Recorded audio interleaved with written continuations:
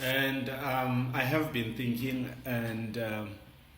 I have been thinking that we are finding ourselves in the state of COVID, the pandemic, and with an understanding that many people have been losing their jobs, and of course other people wanting or needing jobs, looking for jobs.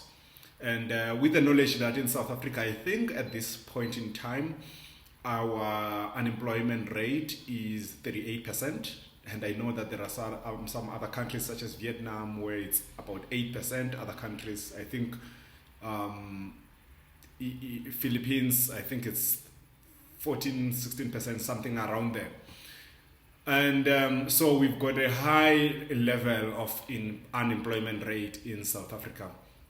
And I just want to share a little bit of my experience and perhaps the experience of others, and more on that, because when you are looking for work, you become desperate.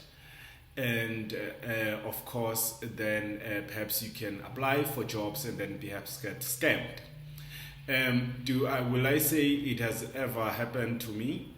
I can say yes and no. And I can say yes because it did happen that I go to that interview, but I can say no because I never gave anyone money to get a job. I decided not to.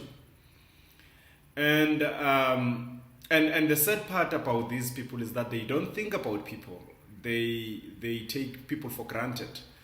Because with me at the time, I had not yet been employed. I was just still about my last year, whatever, in university, and I then applied on the phone. Oh, of course, you search on the internet and you realize they said there's a job that is there, and they would say apply, and or rather SMS. I was young. I wouldn't. I just said okay, fine. SMSing my details. They say SMS your name and surname, whatever, and you did that, and because you are desperate at the time, and there comes an later on an SMS to say congratulations, you've met the requirements after you have sent that, and you would know.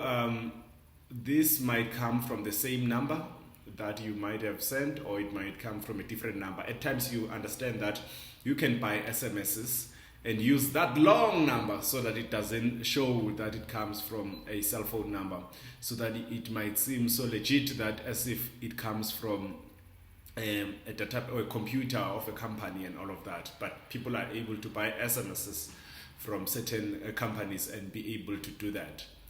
Now, this is what that can happen. So what I'm saying is that people must never really apply by an SMS. Don't apply for a job by an SMS. And when you come to get to know a company, try to get to understand that company's website and email address and all of that. Because you might apply, for example, for a company, and when you apply, it says I'm applying for, it says they say you're applying it for Vodacom. If you need to apply for Vodacom South Africa, it will say vodacom.co.za. By the times people will send you an email that says vodacom.co.za at gmail.com, which becomes a very false email address. So people must come to understand those type of email addresses. There are those who, scammers have time to specifically go create emails or rather websites for whatever they want to scam you about. So you need to be careful. You need to do your research very well. So just going back to that story. Okay, fine. By that time I was in Middelburg, which is about Middelburg, so Middelburg to Johannesburg, I'm not sure, I think it's about 150 kilometers, something like that, 150 kilometers, so that's a lot. And you being unemployed, you spend a lot of money to get there. And of course, because yes, I was visiting Middelburg, because I used to stay in Joburg, but I was visiting Middelburg because it was during December time. It was a festive season. And, I then, of course, took a taxi at the time and went to Johannesburg early in the morning.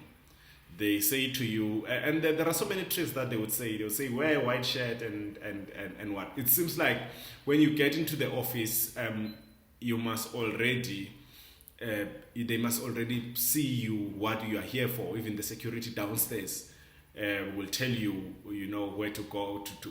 I think they are using that for that. I'm not really sure. But they would say that, come, and you'd come. And they're heartless. They don't care how far you come from, And of course, then you will get into the office or their office or whatever, and you will be shown. But these people, when they rent offices, they don't rent standalone office.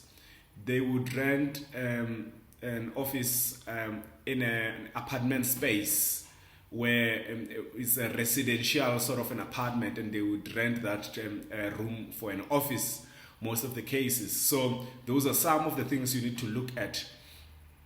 And when you get there, you guys will realize that perhaps you are wearing those white shirts and a white shirt and a skirt, a black skirt, whatever, depending on what was their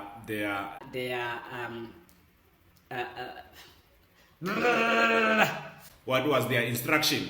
So and of course you will then enter them, and perhaps there's a queue, and then they ask your name, you tell them your name, and they will give you the job is there, maybe the job is for this, maybe the job is to become a clerk in an office, they are working, or to become a waiter or what. They are working with restaurants, perhaps in Sandton or wherever in Pretoria, all across the country. And they tell you now that they are an agency that works there with those people, and perhaps for them to make sure that they put you in for a job, you need to pay, let's say, 500 or 1,000 rand or whatever. And that's when I realized, no, it cannot be right. And many people, because people are uninformed, people would pay that amount of money to be able to get a job. At times they'll say it's a job for truck drivers or drivers and all of that. But let me tell you, you don't have to pay to get a job. If an agency is looking for a job for you, the agency will be paid by that company, or the agency will take something from your salary when you are employed. You don't need to pay money before you are employed. You don't need to pay money before the interview. It doesn't work like that.